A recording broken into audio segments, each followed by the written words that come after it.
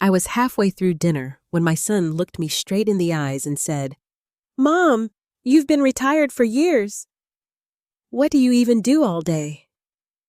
I felt the words settle heavy in my chest, but I didn't respond. Melissa gave a small, knowing smile. "It must be nice," she added softly, "living without responsibility." I swallowed my pride until my phone rang. Unknown number. I almost ignored it, but something told me not to. "Is this Kenneth Sterling?" a calm voice asked. "This is Laura Benton from the governor's office. We need you back. Immediately." The room went silent, and for the first time in years my son realized he had no idea who I really was. If this moment stirred something in you, I'd really love to hear it. Have you ever been underestimated by your own family? Tell me how it felt. And if you're watching, let me know where you are and what time it is. I always read every comment. Don't forget to like and subscribe if stories like this speak to you, because sometimes the quietest people carry the loudest truths. That night, after the call ended and the silence settled like dust across Daniel's dining room, I quietly excused myself. "I should get going," I said, keeping my voice steady. Daniel didn't stop me. He just stared, really stared, like he was trying to solve a puzzle that had been sitting in front of him his entire life. Melissa forced a polite smile. "Drive safe, Kenneth." Kenneth, not Mom. I nodded, grabbed my coat, and walked out into the cool evening air. The moment the door closed behind me, I let out a breath I didn't realize I had been holding for years. My house wasn't far, just a modest, single-story place tucked into a quiet neighborhood outside Albany, New York. Nothing fancy, no grand columns, no long driveway, no sign of the life I used to live. That was intentional. I pulled into the driveway, turned off the engine, and sat there for a moment, hands still resting on the steering wheel. Laura Benton. I hadn't heard that name spoken out loud in almost 8 years. And yet the moment I did it felt like stepping back into a life I had buried carefully, piece by piece. I stepped inside, closed the door, and leaned against it. The house was quiet, peaceful, predictable. That was why I chose it. Every morning for the past several years, I woke up at 6. Not because I had to, but because my body never quite forgot the rhythm of a life lived on deadlines and decisions. I would make coffee, strong, always black. Then I'd sit by the window with the newspaper. Yes, the physical kind. Old habits die hard. I liked the feel of it in my hands. The ink. The weight of real information, not just headlines screaming for attention. Sometimes I'd read about decisions being made at the state level and feel a small, almost imperceptible tug in my chest. I never commented, never called anyone, never interfered. That chapter of my life was closed. Or at least, that's what I told myself. People in the neighborhood knew me as that quiet, retired woman at the corner house. Mrs. Sterling. Polite, reserved, a little distant. They saw me tending to my small garden, trimming the hedges, walking to the mailbox, like clockwork every afternoon.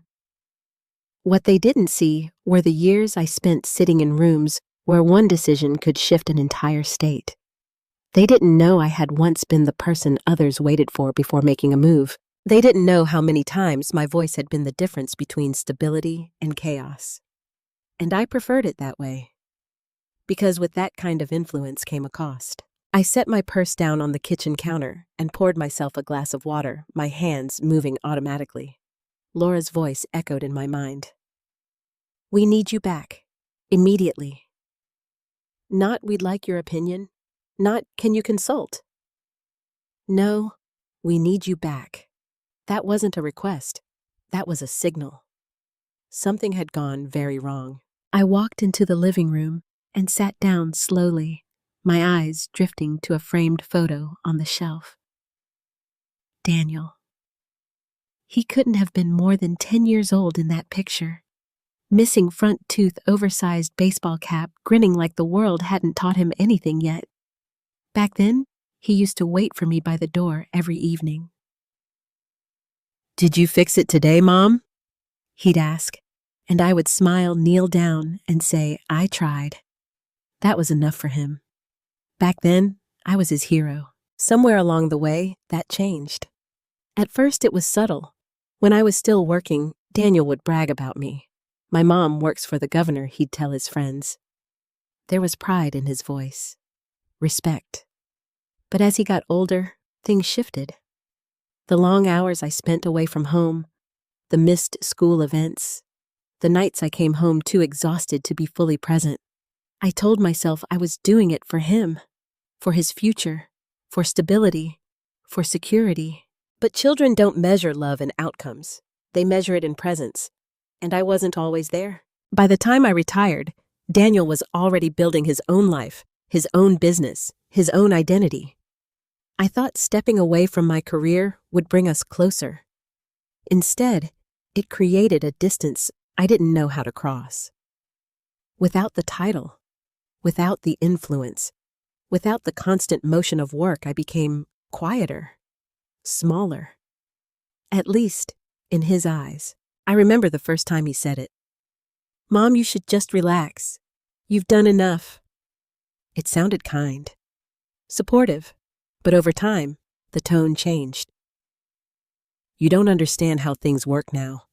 This isn't your world anymore. You're retired, Mom. Let us handle things." And eventually, you wouldn't get it. I took a slow sip of water and set the glass down, my fingers lingering on the cool surface. Tonight had been different, though. Tonight, he didn't just dismiss me. He reduced me. "You've done nothing for years." The words replayed in my mind, sharper now in the quiet of my home. Nothing. If only he knew. The truth was, I had spent years making sure people like Daniel could live their lives without ever knowing the chaos that almost touched them. I had made decisions that never carried my name, never appeared in headlines, never earned applause. Because that was the job. To stand behind the curtain, to fix what others couldn't even see, and then to walk away like it never happened. I stood up and walked over to the window, looking out at the dark street. A single street lamp flickered at the corner. Everything looked exactly as it should. Calm, orderly, safe. But I knew better. I knew how quickly things could unravel, how fragile that illusion really was. My phone buzzed again. This time it was a message. "Laura, I'll send a car in the morning, 8 a.m. Governor Hale is expecting you." No hesitation, no question, just expectation. I stared at the screen for a long moment. 8 years ago, I walked away from that world because I believed it was the right thing to do. Because I thought I had done enough. Because I thought someone else could carry the weight. But now they were calling me back. And not gently, not politely, urgently. I set the phone down and looked around my quiet living room. This life I had built, simple, controlled, peaceful, it had taken time, effort, healing. And now in a single phone call, it was being pulled apart. I walked back to the photo of Daniel and picked it up. My thumb brushed lightly across the glass. "You have no idea, do you?" I whispered. No idea who I was. No idea what I had done. No idea what I might have to do again. I placed the photo back down carefully and turned off the lights. Tomorrow, everything would change. Again. The next morning, I woke up before my alarm. That hadn't happened in years. For a long time after I retired, I forced myself to sleep in, to slow down, to become the kind of person who didn't need to be alert before sunrise. But old habits have a way of returning when something inside you shifts. And something had shifted. I sat up slowly in bed, the quiet of the house pressing gently around me. For a moment, I almost convinced myself that last night had been a dream, that Daniel hadn't looked at me with that mix of disappointment and dismissal, that Laura Benton hadn't called, that my past wasn't reaching out, pulling me back in. But then I glanced at my phone on the nightstand, 7:02 a.m., and beneath the time, a single message still glowing on the screen. I'll send a car at 8. No greeting, no signature, just certainty. I swung my legs over the side of the bed and stood up, feeling a familiar tension settle into my shoulders. It wasn't fear, exactly. It was something sharper. Awareness. Readiness. I hadn't felt that in a long time. I walked into the kitchen and started the coffee maker, the smell quickly filling the air. My movements were steady, controlled, but inside my thoughts were anything but calm. 8 years. 8 years since I stepped away from the governor's office. 8 years since I told myself I was done making decisions that could ripple across thousands of lives. 8 years since I chose silence over influence. And now, in less than 12 hours, that silence had been broken. I poured my coffee and carried it to the small table by the window. The same place I sat every morning. The same view of the same quiet street. Nothing outside had changed, but everything inside me had. I didn't open the newspaper. Instead, I just sat there, staring into my cup, watching the steam rise and disappear. My mind drifted not to the call, not to the governor, but to Daniel. Because no matter how much I tried to focus on what was coming, I couldn't ignore what had already happened. "You've done nothing for years." I replayed his voice again, softer now, but no less painful. There was a time when Daniel would have never said something like that, not even close. When he was younger, he used to watch me like I could solve anything. I remember one night, he must have been about 12, sitting at the kitchen counter while I worked through documents spread across the table. "Do you ever get it wrong?" he asked me. I looked up, surprised. "Of course I do." He frowned. "But what happens if you make a bad decision?" I thought about that for a moment before answering. "Then I fix it," I said. That answer seemed to satisfy him. But the truth was, some decisions don't come with easy fixes. Some mistakes don't stay contained, and some consequences don't just disappear because you want them to. I learned that the hard way, and whether Daniel realized it or not, so would he. I took a slow sip of coffee and set the cup down. The clock on the wall ticked steadily. 7:31, less than 30 minutes. I stood up and walked to the hallway closet, pulling out a coat I hadn't worn in years. It was simple, dark, professional. I ran my hand over the fabric, feeling a strange mix of familiarity and distance. This coat had been part of a different version of me, a version that didn't hesitate, a version that didn't second guess, a version that people listened to. I wasn't sure if that woman still existed, but I was about to find out. I changed quickly, choosing clothes that felt appropriate without being flashy.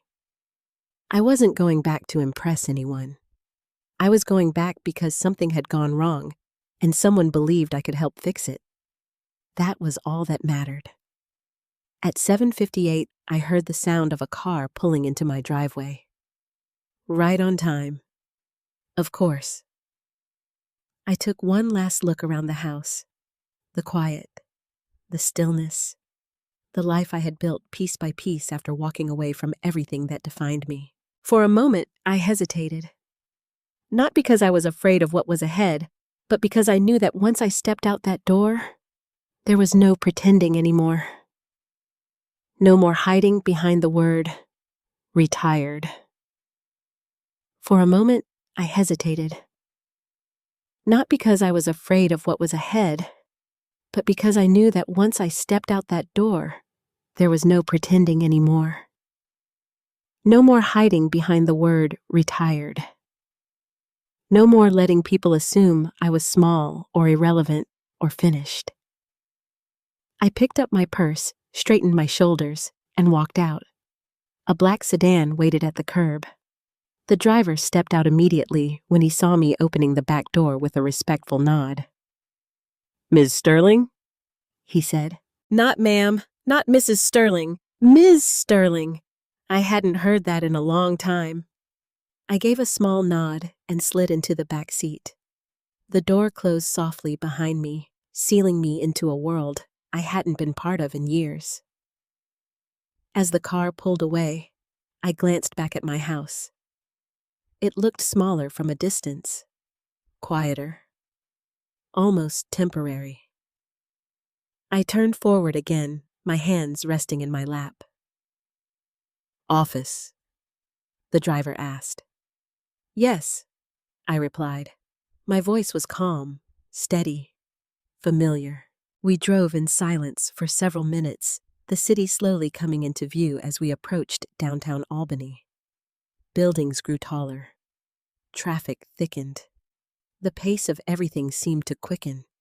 It was like stepping back into a current I used to swim in every day, and my body remembered how. As we passed a row of government buildings, I felt it again. That shift, that awareness, the quiet calculation in the back of my mind. Who's involved?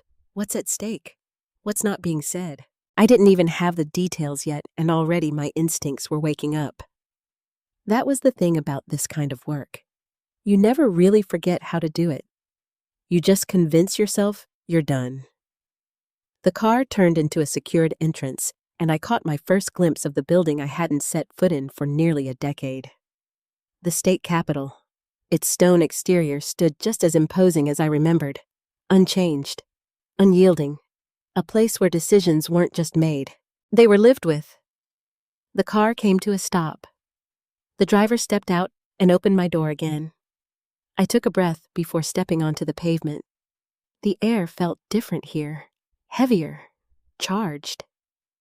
As I walked toward the entrance, I noticed a few familiar faces, some older, some new. But the looks they gave me were the same. Recognition, surprise, and something else, relief. That told me everything I needed to know. Whatever was happening inside those walls, it was serious, very serious. I reached the doors and paused for just a second, my hand hovering over the handle. 8 years ago, I walked out of this building convinced I would never come back. Today, I was walking in because they had no one else to call. I pushed the door open. And just like that, Kenneth Sterling was no longer retired. The hallway smelled exactly the same. A faint mix of polished wood, old paper, and something sharper underneath it all, pressure. It wasn't something you could see, but if you had spent enough years inside those walls, you could feel it in the air. I walked forward slowly, my heels echoing against the marble floor, each step pulling me deeper into a world I had once known better than my own home. People noticed. They always did. At first, it was just glances, a pause in conversation, a second look to confirm what they thought they saw. Then came the whispers. "That's her." I thought she retired. Is that really Kenneth Sterling? I didn't acknowledge any of it. I never did. Attention had never been part of my job. Influence didn't require visibility. In fact, it worked better without it. As I approached the elevator, a familiar voice called out behind me. "Kenneth?" I stopped. Slowly, I turned. Laura Benton stood a few steps away, her expression caught somewhere between relief and disbelief. She looked older, of course. We both did. But her posture was the same sharp, controlled, always aware of the room. For a moment, neither of us spoke. Then she let out a quiet breath and stepped forward. I wasn't sure you'd come, she admitted. I studied her face carefully. There were lines there now that hadn't existed before. Stress lines. The kind that don't fade with rest. You didn't sound like you were giving me much of a choice, I replied. That earned the smallest hint of a smile. No, she said softly. I guess I didn't. We stood there for a second longer, the weight of 8 years hanging between us. Finally, she gestured toward the elevator. Governor Hale is waiting. Of course he was. He always had been. We stepped inside together, and as the doors closed, the quiet felt different than it had outside. More focused. More deliberate. Laura pressed the button for the top floor. Neither of us spoke immediately, but I could feel it. The questions she wasn't asking. The explanations she didn't have time to give. So I broke the silence first. How bad is it? I asked. Laura didn't hesitate. Worse than we're telling the press. I nodded slowly. That meant it was very bad. The elevator continued its ascent, the soft hum filling the space between us. It's financial, I asked. Partially, that answer told me more than a detailed report ever could. Corruption, I continued. Laura exhaled quietly. That's what it's starting to look like. Starting. Which meant they didn't have full confirmation yet. Which meant the situation was still moving. Fast. I crossed my arms lightly, my mind already beginning to map out possibilities. Internal or external? I asked. Laura hesitated this time. That was new. Both, she said finally.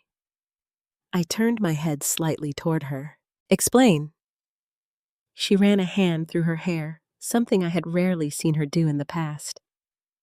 Laura Benton didn't show cracks easily. There are contracts, state-level infrastructure deals that don't add up, she said. Funding discrepancies, missing oversight, and now someone's leaking information. To the press? I asked. She nodded. Selective leaks. Just enough to raise questions, not enough to expose the full picture. Which meant someone was controlling the narrative, not just reacting to it. That was never a good sign. Who's leading the internal review? I asked. Laura gave a short, humorless laugh. Technically, me. Technically. That word carried more weight than it seemed. And realistically, I pressed. She looked straight ahead. No one who can handle it. That was why I was here. Not because they wanted help, because they were out of options. The elevator slowed, and a soft chime signaled our arrival. The doors opened, and just like that, I was back. The top floor hadn't changed much. Same layout, same guarded atmosphere, same quiet urgency behind every closed door. But the energy was different, tighter, more fragile. We stepped out, and I noticed the subtle shift in posture from the staff members we passed. People straightened. Conversations stopped mid-sentence. Eyes followed us quickly, looking away when I glanced in their direction. They knew something was happening. They just didn't know what. Yet. Laura led me down the hallway toward the governor's office, her pace steady but faster than usual. She was trying to stay composed, but I could see it in the way her shoulders held tension. She was carrying too much, and she knew it. We stopped outside a large wooden door. Governor Hale's office. Laura paused, her hand hovering just inches from the handle. This isn't the same place you left, she said quietly. I looked at her. I didn't expect it to be. She studied me for a moment, as if trying to read whether I was still the same person she used to rely on. Then she nodded once and opened the door. Governor, she announced. She's here. Richard Hale stood near the window, his back partially turned to us. For a moment, he didn't move. Then slowly, he turned around. Time had changed him. His hair was grayer, his face more lined, but his eyes were exactly the same. Sharp, calculating, always thinking 3 steps ahead. "Kenneth," he said, his voice low but steady. I stepped into the room. "Governor?" For a second, we just looked at each other. No handshake, no formal greeting. That wasn't how this worked. Finally, he gestured toward the chair across from his desk. "Sit." I did. Laura remained standing off to the side, arms folded tightly. Hale moved back to his desk and leaned forward slightly, his expression serious. "I'm not going to waste time," he said. "I wouldn't expect you to," I replied. That earned a faint nod. "There's a breach," he continued. "Financial oversight has been compromised at multiple levels. Contracts have been approved that shouldn't have been. Money has moved where it shouldn't have gone." "How long?" I asked. He paused. "Longer than we realized." That was the worst possible answer. Because it meant the system hadn't just been attacked, it had been infiltrated. "And the leaks?" I asked. "Controlled," he said. "Strategic." So I had been right. Someone wasn't just covering tracks. They were guiding exposure, which meant this wasn't just corruption. It was orchestration.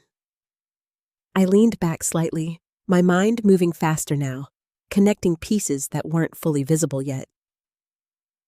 "Who do you trust?" I asked. Hale didn't hesitate. "Right now," he said, his eyes locked onto mine. "Very few people." That told me everything. I glanced briefly at Laura, then back at him.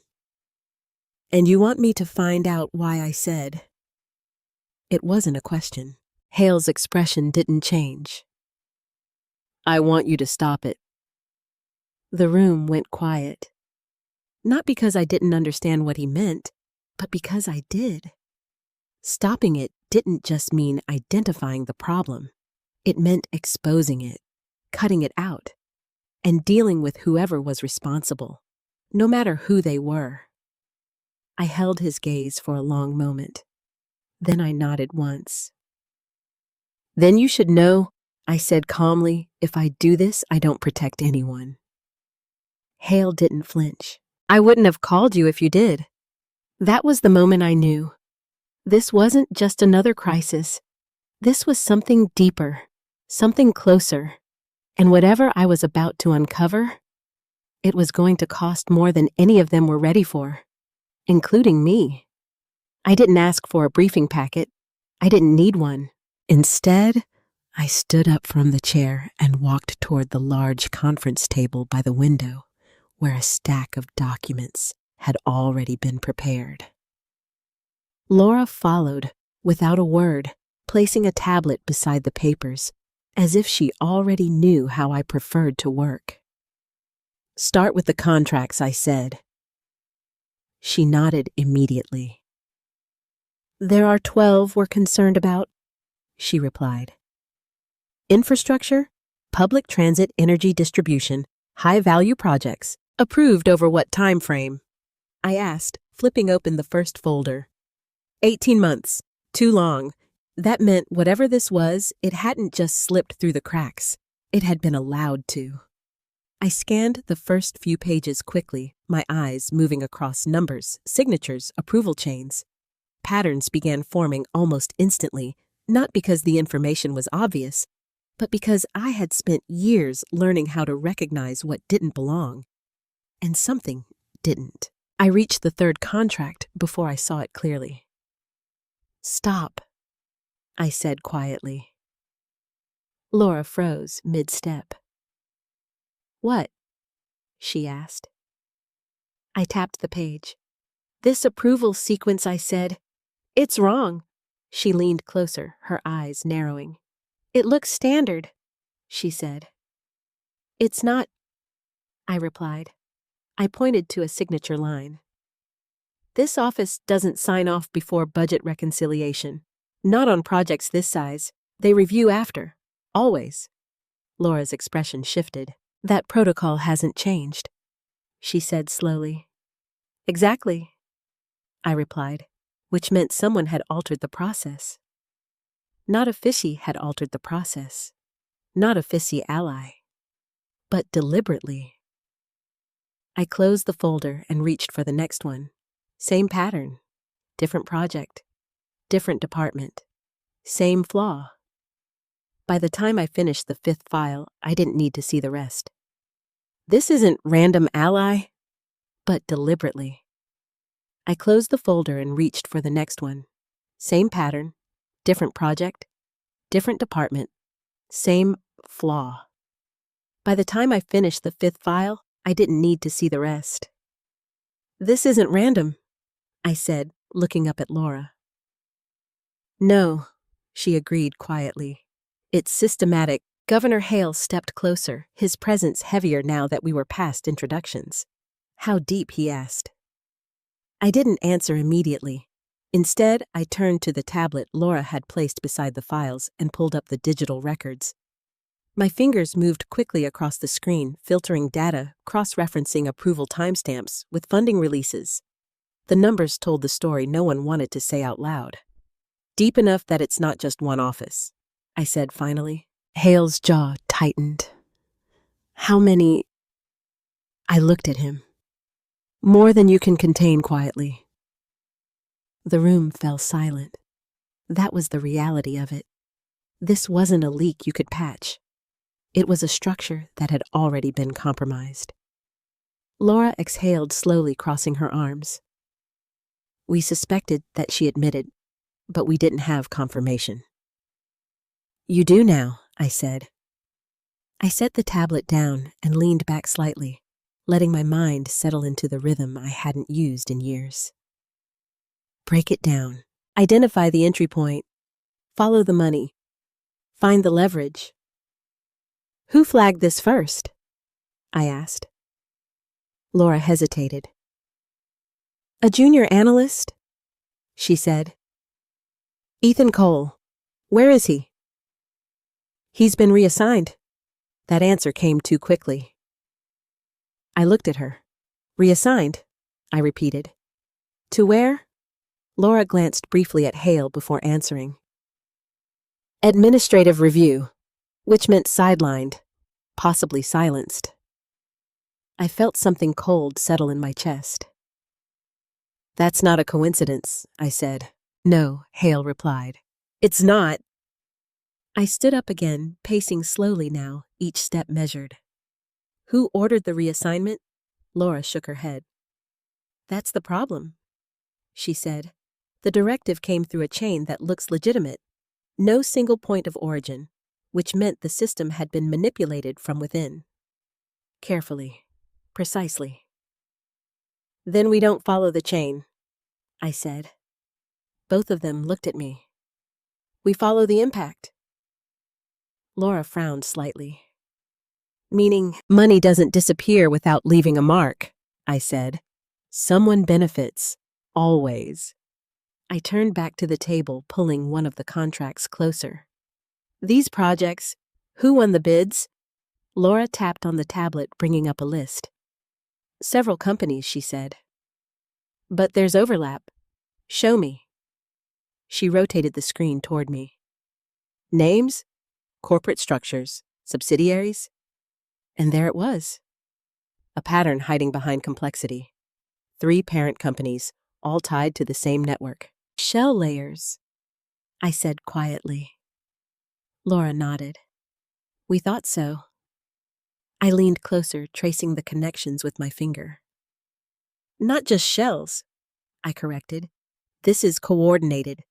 Hale stepped forward. By who? That was the question.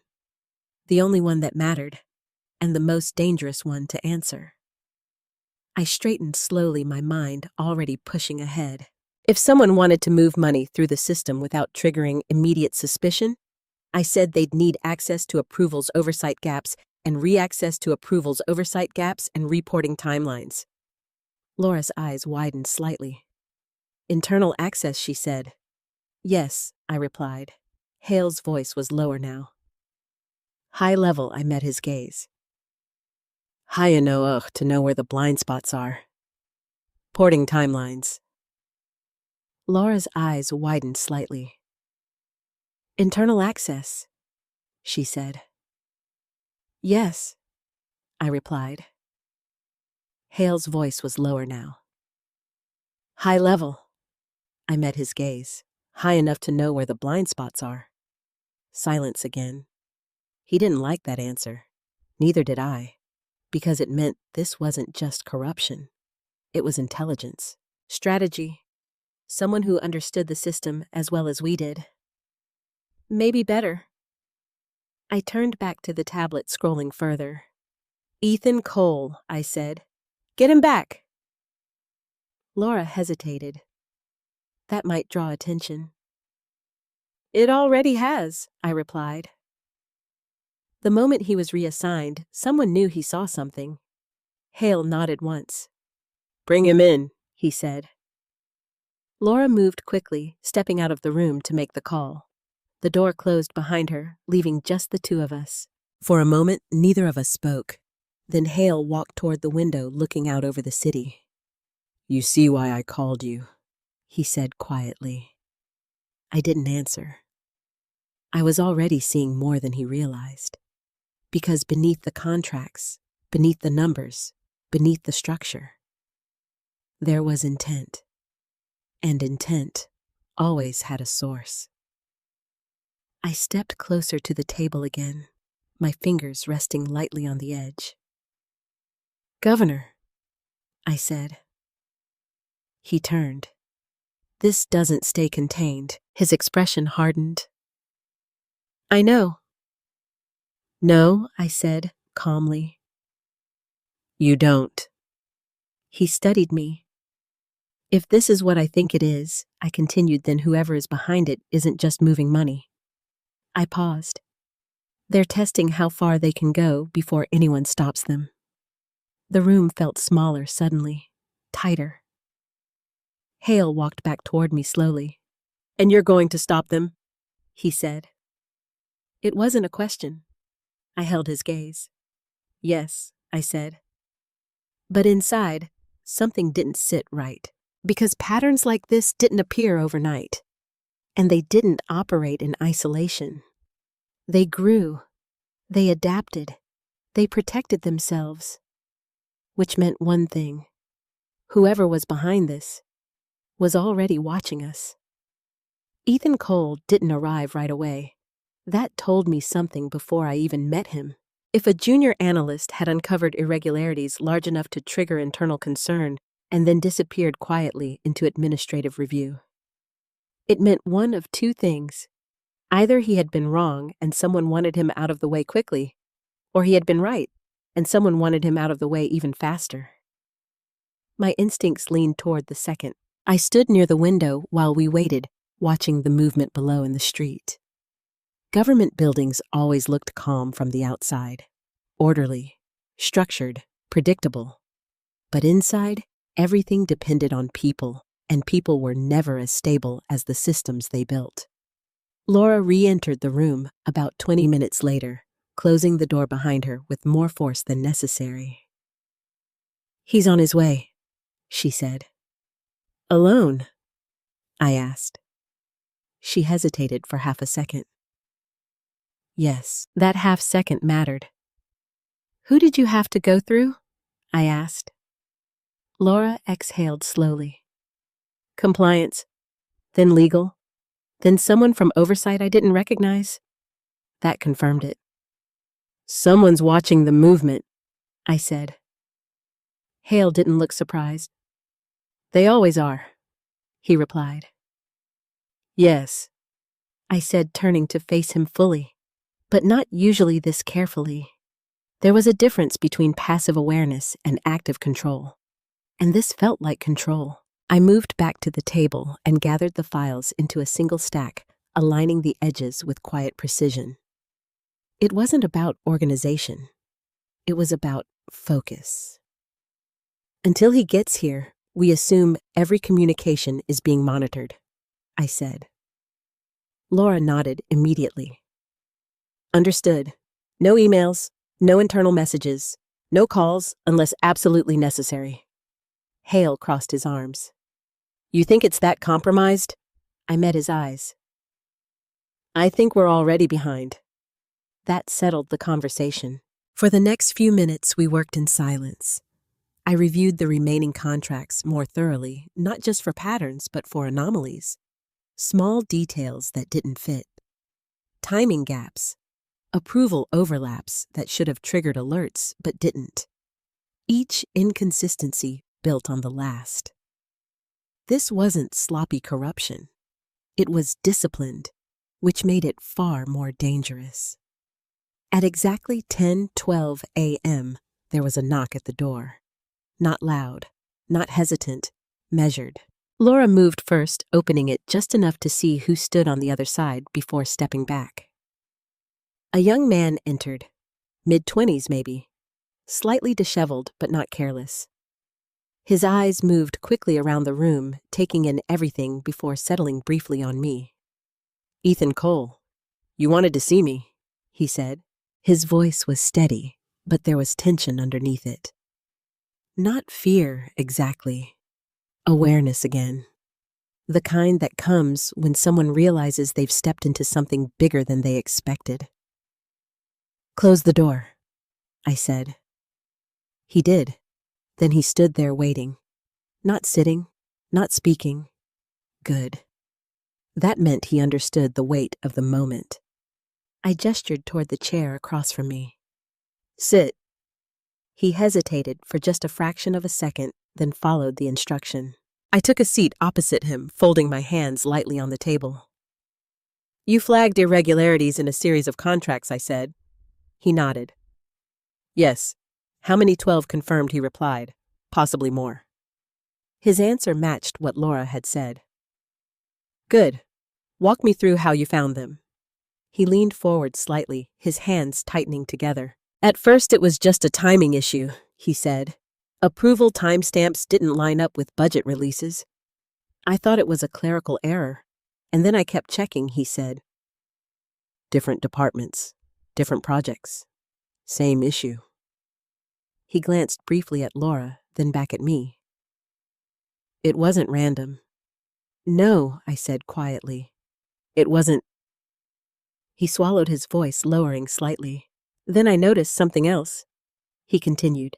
The vendors. Go on. Some of them were new, he said, at least on paper. But when I traced ownership structures... He hesitated. They weren't really new. I leaned back slightly. Shell companies, I said. His eyes flickered with recognition. Yes. He looked relieved for a moment, as if someone finally understood what he had been trying to say. 3 main parent groups, he added quickly. They're structured to look independent, but they're connected. We saw that, Laura said. Ethan nodded, but his expression didn't relax. There's more, he said. That caught my attention.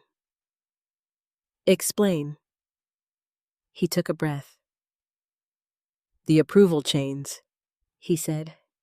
They're not just out of order. I waited. They're being redirected. The room went still. Redirected how I asked.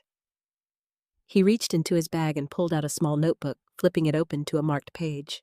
There are ghost authorizations, he said. Approvals that appear legitimate in the system, but when you trace them back. He looked up. They don't originate from the people listed. Laura frowned. That's not possible. The system logs everything. Ethan shook his head. It logs what it's told to log. That was the first moment I saw it clearly. Not just corruption. Not just manipulation. Control of the system itself. I leaned forward slightly, my voice lower now. You're saying someone is inserting approvals into the system without going through the actual decision makers? He nodded. Yes. Hale stepped closer. Who has that level of access? He demanded. Ethan didn't answer immediately. Because he didn't have to. We all knew the answer. Someone inside, high enough to understand the structure, high enough to bypass it. I felt a familiar tension return to my chest, not panic, but recognition. This was no longer just about money. It was about access, and access meant power. "Why were you reassigned?" I asked Ethan. He let out a small, humorless breath. "I asked too many questions," he said. "To who?" It was about access, and access meant power. "Why were you reassigned?" I asked Ethan. He let out a small, humorless breath. "I asked too many questions," he said. "To who?" "My supervisor," he replied. "Then compliance. Then—" He hesitated. Someone from oversight reached out directly. "Name?" I asked. "I didn't get one," he said. "It was informal. That was deliberate." "No paper trail," I said. He nodded. "Yes." I sat back, slowly processing everything. Contracts manipulated, approvals redirected, vendors connected, analysts silenced. This wasn't just a scheme, it was a network. And networks don't exist without coordination. I looked at Ethan carefully. "Do you think they know what you found?" He didn't answer right away. Then he said quietly, "Yes." Laura shifted slightly. "Why?" "Because I was pulled off before I could file a formal report," he said. "They moved too fast." I nodded once. That confirmed it. "They're watching for anomalies," I said, "and eliminating them." Ethan swallowed. "Am I in trouble?" he asked. The question hung in the air. I met his eyes. "Not if you stay where I can see you," I said. He didn't look reassured, but he nodded anyway. I turned to Hale. "We need to isolate this," I said. "Immediately." "How?" he asked. "We build a parallel review," I replied. "Off system, no digital trace." Laura's eyes widened slightly. "That's risky." "So is doing nothing," I said. I stood up, feeling the full weight of the situation settle into place. Because now, we weren't just investigating. We were operating inside a compromised system. And that meant one thing. Every move we made would be watched. We moved quickly after that. There was no announcement, no formal directive, nothing that would leave a trace. That was the only way this would work. If the system itself was compromised, then anything we built inside it would be visible. So we stepped outside it. Laura cleared a small conference room 2 floors down, one that hadn't been used in months. No active terminals, no connected systems, no routine traffic. Just a table, a few chairs, and a whiteboard that still carried faint markings from a meeting long forgotten. Perfect. Ethan sat across from me again, this time with a stack of printed documents instead of his notebook. Laura had pulled everything we needed from the system before anyone could question it, or at least before anyone could stop her. Governor Hale didn't join us this time. That was intentional. The fewer high-profile movements we made, the less attention we attracted. And right now, attention was the last thing we needed. I stood at the whiteboard, marker in hand, drawing 3 circles. "Start here," I said, pointing to the first. "Contracts." I drew lines outward, then approvals, more lines, then money flow. Ethan leaned forward slightly, following every movement. Laura stood off to the side, arms folded, watching in silence. "This isn't about the contracts themselves," I continued. "They're just the entry point. What matters is how they move." I circled one of the lines. "Redirection," I said. Ethan nodded immediately. "The ghost authorizations." "Yes," I said, "but those don't exist without access." I turned back to them. "So the question is simple. Who has the ability to insert approvals without triggering internal alarms?" Laura didn't answer right away, because we both already knew. "Senior oversight," she said finally. "Not just senior," I replied. "Strategic." I turned back to the board and wrote 3 names at the top: oversight, compliance, budget control. These are the only departments that can touch all parts of the process, I said. Ethan shifted in his seat.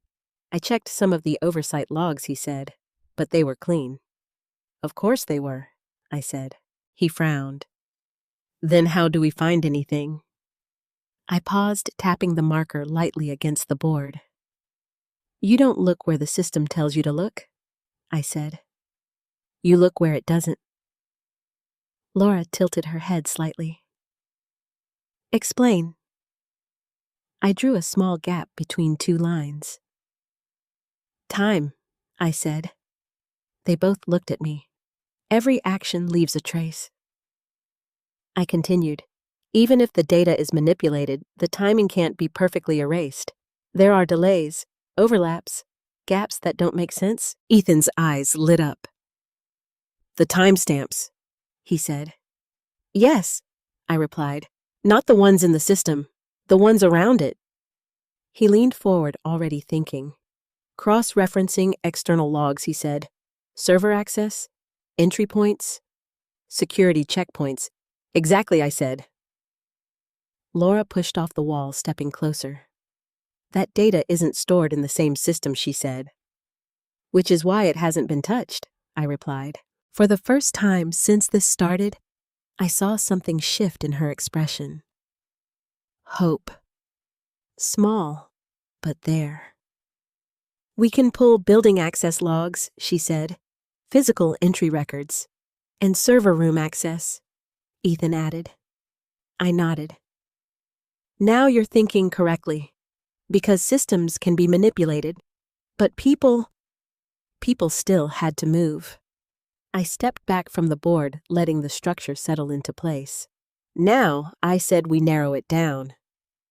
I pointed to the timeline I had drawn. 18 months. That's our window. Ethan flipped through his papers quickly. I can map out the contract approval dates, he said. Do it, I replied. Then overlay access logs for those same days. Laura was already pulling out her phone. You'll get the records, she said. No, I stopped her. She looked up. Not through official channels, I said. You request those, it gets flagged. She frowned. Then how I met her eyes. You don't request them, I said. You retrieve them. A long pause followed. Because she understood exactly what I meant. This wasn't standard procedure anymore. This was controlled risk. Laura exhaled slowly, then nodded. I know where to go, she said. Of course she did. She hadn't survived this long in that building without learning where the blind spots were. Be careful, I added. She gave me a look that almost resembled a smile. When am I not? Then she left. The door closed behind her, leaving Ethan and me alone. He sat there for a moment, then looked at me with a mixture of curiosity and uncertainty. You've done this before, he said. It wasn't a question. I didn't answer directly. Enough, I said. He studied me for a second longer, then nodded. Are we in danger? He asked quietly. I considered that. The honest answer would have been yes, but honesty wasn't always useful. Not yet, I said. He didn't look convinced, but he accepted it. For now. I walked over to the table and picked up one of the contract files, flipping through it slowly. There was something else here, something just out of reach. Patterns like this didn't just involve systems and access. They involved intent, motivation, and people always made mistakes when their motivations got too close to their actions. I stopped on a page and frowned slightly. Ethan noticed immediately. What is it? He asked. I didn't answer right away. Instead, I turned the document toward him. Look at the vendor name, I said. He scanned it. Sterling Infrastructure Group, he read. Then he looked up. That's one of the parent companies we flagged. I nodded slowly. Yes, I said. My chest tightened just slightly. Because that name wasn't unfamiliar. It wasn't just another company. It was one I had seen before, not recently, but enough to recognize it. I reached for another file, flipping through until I found the same name again. Different contract. Same company. Same structure. Same pattern. Ethan leaned forward. "They're everywhere," he said. "Yes," I replied quietly. "Too everywhere." That was the problem. Companies like that didn't just appear in multiple high-value contracts without someone pushing them forward. Someone with influence, someone with access, someone who knew exactly how to position them. I closed the file slowly, and for the first time since this started, a thought crossed my mind that I didn't like. Not because it didn't make sense, but because it made too much. I looked back at the board, at the lines, at the connections, at the structure forming in front of me. Then I looked at Ethan. "Run a background trace on Sterling infrastructure?" I said. He nodded. "Already started." "Go deeper," I added. "Ownership, board members, financial backers." He hesitated for just a second. "Off system?" he asked. "Yes." He swallowed, then nodded again. As he turned back to his papers, I stepped away, walking slowly toward the window. Something was coming together. Something bigger than contracts, bigger than approvals, bigger than a single breach. And whatever it was getting closer to something personal. I just didn't know how close yet. I didn't tell Ethan what I was thinking. Not yet. Because once a suspicion becomes a statement, everything changes. People react differently. They panic, or they deny, or worse, they try to control the outcome before the truth is fully understood. And right now, we didn't have the truth. We had patterns. We had fragments. We had something that was beginning to look like a system built with intention. But we didn't have the name behind it. Not yet. "Keep digging," I told Ethan, my voice steady. "Focus on ownership layers. Don't stop at surface-level directors." He nodded, already flipping through his notes. "I'll trace financial backers too," he said. "Investment groups, private equity ties." "Good," I replied.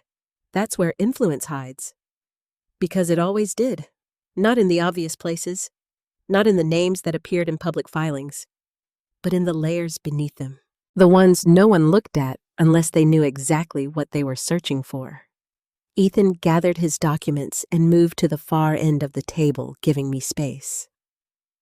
That was another good sign. He understood instinctively when to step forward and when to step back. That kind of awareness couldn't be taught. It came from experience or survival. I turned back to the whiteboard, staring at the structure we had built. Contracts, approvals, money flow, access. Now we needed one more thing: connection. Not just between companies, between people. Because systems didn't act on their own. People did, and people left traces in ways they couldn't always control. Meetings, calls, physical presence, relationships. I circled the name again. Sterling Infrastructure Group. The ink looked darker now. Heavier. I didn't like that. Not because the name itself meant something definitive, but because it felt familiar in a way I couldn't immediately place. And in my world, familiarity was never coincidence. It was memory trying to warn you before your mind caught up. The door opened quietly. Laura stepped back inside, closing it behind her with deliberate care. She carried a thin folder in her hand. No devices, no tablet, just paper. "Good." She placed it on the table and slid it toward me. "Building access logs," she said. "Last 18 months. That was fast," I said. Her expression didn't change. "I didn't go through official channels." Of course she hadn't. I opened the folder and scanned the first few pages. Names, badge IDs, timestamps, entry points. At first glance, it looked like noise. Hundreds of entries. Routine movement. People coming and going as part of their daily responsibilities. But patterns weren't found in the obvious. They were found in repetition, in anomalies that repeated just enough to become intentional. I flipped through several pages quickly, then slowed down. "There," I said quietly. Laura stepped closer. What I pointed to a series of entries. "These access times," I said. "Late evening, after standard hours." She leaned in. "Different days," she said. "Yes," I replied, "but the same badge." Her eyes narrowed slightly. "Who is it?" I traced the ID number. Then I turned the page back to the front where the corresponding names were listed. And there it was. A name. Not unfamiliar, not surprising, but uncomfortable. "Michael Reeves," I said. Laura's expression shifted. "He's in oversight," she said. "Senior level," I added. She nodded slowly. "Yes." I flipped back to the timestamps. "He's accessing restricted areas after hours," I said. "Consistently, across multiple dates that align with contract approvals." Laura crossed her arms tightly. "That could still be part of his job," she said. "Yes," I agreed. Then I looked at her, but not without record justification. She didn't respond immediately, because she knew I was right. There should have been corresponding activity, reports, meetings, something to explain the pattern. But there wasn't. That was the problem. "That's not enough to prove anything," she said finally. "No," I replied, "but it's enough to follow." I closed the folder and set it aside. "Where is he now?" I asked. "In the building," she said. "He has an office 2 floors up." Of course he did. I walked toward the door, already making the decision. "We're going to talk to him." Laura's head snapped slightly. "Directly." "Yes, that's risky," she said. "Everything we're doing is risky," I replied. "The difference is, this gives us information faster." She studied me for a moment. "You think he's involved?" she said. I paused. "No," I said carefully. "I think he's connected." That was a distinction that mattered, because involvement could mean anything. Connection meant access, and access was what we were tracking. Ethan looked up from his papers. "Should I come?" he asked. I shook my head. "No. Stay here. Keep working." He nodded immediately. "Good." He didn't argue. He understood that his role was just as important, even if it didn't involve confrontation. Laura and I stepped out into the hallway. The atmosphere felt different now. Heavier. Like something had shifted without anyone saying it out loud. We walked in silence, our steps measured, controlled. No sudden movements, no attention drawn. Just 2 people moving through a building that had no idea what was unfolding inside it. As we reached the elevator, Laura glanced at me. "If he knows we're looking into him, he won't show it," I said. She nodded. "That's what worries me." The elevator doors opened, and we stepped inside. As the doors closed, I caught my reflection briefly in the mirrored panel. For a second, I saw the version of myself I used to be. Focused. Unyielding. Already 3 steps ahead. Then it was gone. The elevator moved upward, floor by floor. Closer to answers, closer to risk. When the doors opened again, we stepped out into a quieter corridor. Fewer people, more private offices, more power concentrated in smaller spaces. Laura led the way, stopping in front of a door with a simple nameplate. Michael Reeves. She looked at me one last time. I gave a small nod. Then she knocked. A pause. Footsteps. The door opened. A man in his late 50s stood there, his expression calm, almost welcoming. But his eyes moved quickly, taking in both of us, calculating. "Kenneth Sterling," he said. Not a question, a statement. That told me everything I needed to know.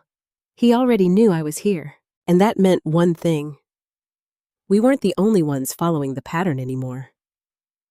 They were watching us too. Michael Reeves didn't step back to invite us in. That was the first sign.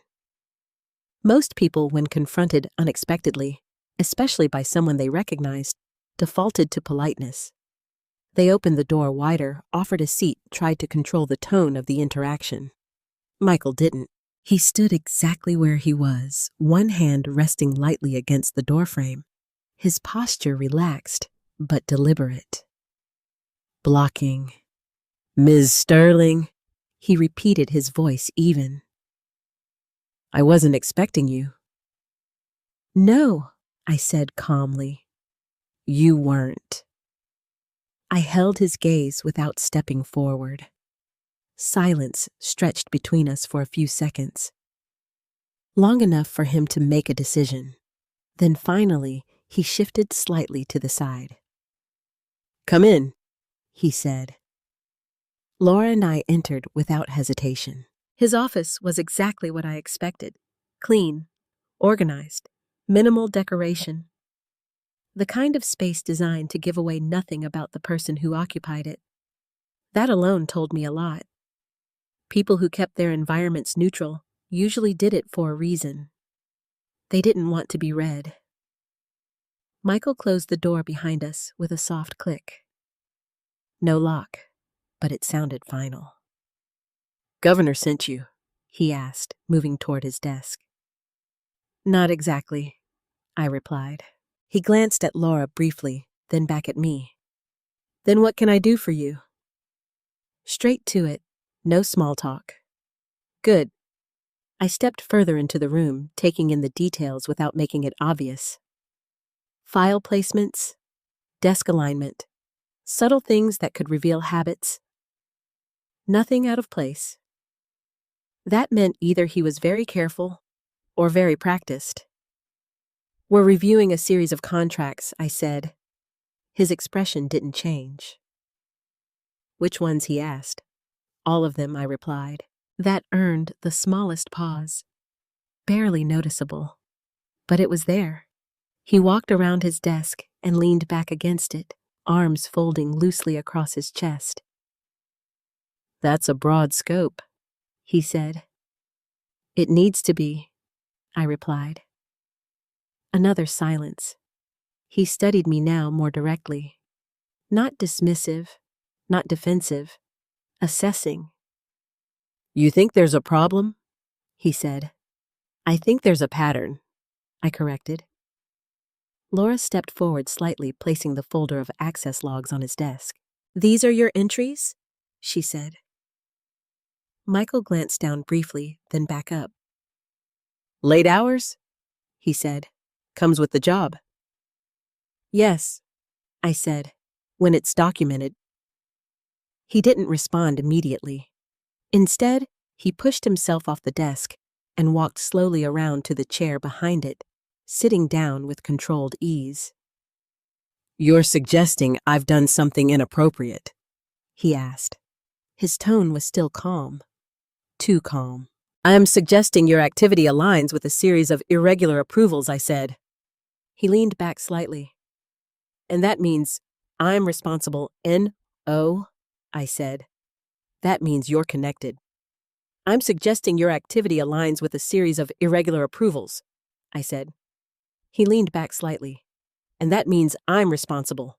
"No," I said. "That means you're connected." There it was again. That word. Connection. His eyes flickered just for a moment. Then it was gone. "I oversee multiple departments," he said. "My access touches everything. That's not unusual." No, I agreed. But ghost authorizations are. That landed. Not hard, but precisely. Michael's gaze sharpened.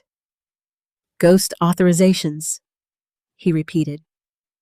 Yes, I said. He let out a quiet breath, almost like a small laugh. That's a strong claim. It's an accurate one, I replied. The room tightened, not visibly, but in that subtle way, tension settles into the space between people. Michael tapped his fingers lightly against the armrest of his chair. Then you should present evidence, he said. I intend to, I replied. He nodded slowly. Good, he said, because accusations without proof tend to create unnecessary complications. That was interesting. Not denial, not outrage, just caution. I stepped closer to the desk, placing my hand lightly on the edge. We're not here to accuse you, I said. Then why are you here? He asked. To understand your role, I replied. Another pause. This one longer, more deliberate. He studied me again, but this time there was something else in his expression. Not just calculation, recognition. You haven't changed, he said quietly. That wasn't part of the conversation, which meant it was intentional. Neither have you, I replied. His lips curved slightly. Not quite a smile, more like acknowledgement. Careful, he said. That kind of thinking can lead you to the wrong conclusions. I don't make conclusions, I said. I follow evidence. And where is it leading you? He asked. Straightforward. Confident. Too confident. I held his gaze. Closer, I said. That was enough.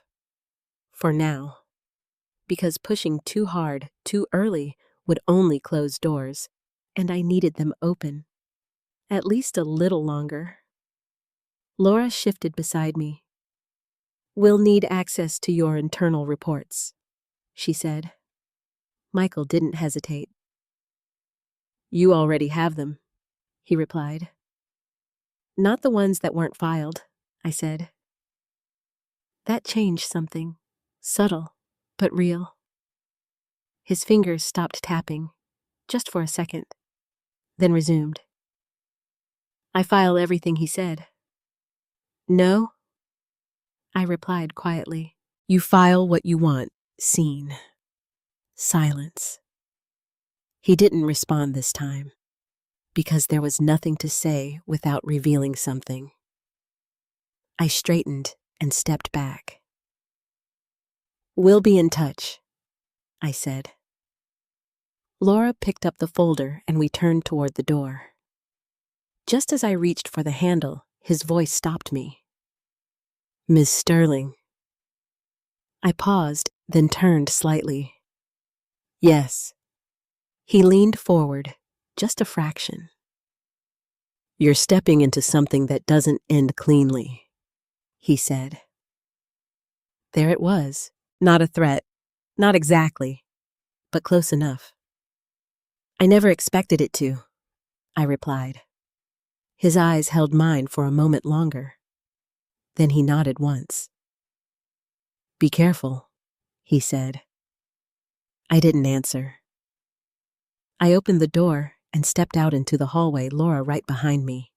The door closed softly at our backs. We walked in silence for several steps before Laura finally spoke. That didn't feel right, she said. No, I agreed. It didn't. We reached the elevator and I pressed the button. My mind was already moving, replaying every word, every pause, every reaction. Because conversations like that weren't about what was said. They were about what wasn't. And Michael Reeves hadn't denied anything. Not directly. He had redirected, deflected, controlled. Which meant he knew more than he was willing to admit. The elevator doors opened and we stepped inside. As they closed, Laura turned to me. Do you think he's the one behind it? She asked. I shook my head slowly. No. Then what I looked straight ahead. He's part of it, I said. The elevator began its descent. And if he's part of it, I paused. Then someone else is above him. The silence that followed was heavier than anything we had faced so far. Because that meant one thing. This wasn't just corruption inside the system. It was leadership within it. And we were getting closer. Much closer. We didn't speak until the elevator doors closed. Even then, the silence lingered a few seconds longer than usual, like both of us were still inside Michael Reeves's office, replaying the same conversation from different angles. Finally, Laura exhaled. He knew, she said. Yes, I replied. About you. I nodded once. That wasn't new information to him. Laura turned slightly toward me. But it should have been, she said. Your return wasn't public. Only a handful of people knew. Exactly, I said. That was the problem. The elevator continued its slow descent, the quiet hum filling the space between us. Which means the leak isn't just in the system, Laura said. It's in the room. I finished. She didn't argue. Because she couldn't. We stepped out onto our floor, and I didn't head back to the conference room immediately. Instead, I walked down the hallway toward a smaller side office, unused, unmarked, and more importantly, disconnected from the main communication network. Laura followed without asking. Good. She was learning. Inside, I closed the door behind us and checked the room quickly. No devices, no active terminals, no reason for anyone to monitor it. At least, not directly, I said quietly. Laura leaned against the desk. So now what? She asked. I turned to face her. Now we stop reacting, I said, and start controlling. She frowned slightly. We don't have enough for that. We have enough to shift the pattern, I replied. She crossed her arms. Explain? I stepped closer, lowering my voice instinctively, even though we were alone. They expect us to follow the contracts, I said. To trace the approvals. To build a case slowly, because that's how it's supposed to work, she said. Yes, I agreed, which is why we don't do that. Her expression tightened. You want to move faster. I want to move differently. I corrected. There was a difference. Fast meant careless. Different meant unpredictable. They're watching for anomalies, I continued. Anyone who gets too close to the financial structure gets removed. Like Ethan. Laura nodded slowly. So, we don't approach it from the structure, she said. Exactly. I stepped back slightly, letting the idea settle. We shift focus to people, I said, not just access, not just logs, relationships. She tilted her head. You think Reeves is part of a network? I know he is, I said. The question is, how large that network is. Laura pushed off the desk, pacing once across the room. And how do we find that without alerting them? I watched her carefully. By making them react, I said. She stopped. That's risky. Yes, I said, but necessary. Silence again. Because she understood what that meant. This wasn't just investigation anymore. This was strategy. I reached into the folder I had brought with me and pulled out a single contract. Sterling Infrastructure Group. I placed it on the desk between us. This is our leverage, I said. Laura looked down at it. They're tied to multiple contracts, she said. More than tied, I replied. They're central. She looked up. You're sure? No, I said. But I'm close enough. I tapped the page lightly. If we apply pressure here, I continued, we force movement somewhere else. From Reeves, she asked. From whoever's above him, I said. That was the real target, not the man we had just spoken to, the one he was protecting. Laura's expression shifted slightly. And if we're wrong, I held her gaze, then we learn something, I said. And if we're right, I didn't finish the sentence. I didn't need to, because if we were right, this was going to escalate quickly. Laura let out a slow breath. What do you need from me? She asked. I handed her the contract. I want you to flag this, I said. Her eyes widened slightly. Officially, yes. That will trigger internal review, she said. That's the point. She hesitated. They'll see it. I know, I replied, and they'll react. That's what we want. Another long pause, because this was the moment where everything shifted from controlled investigation to active disruption. Laura looked down at the document again, then back at me. You're forcing their hand? She said. Yes, and if they decide to shut this down, they won't, I said.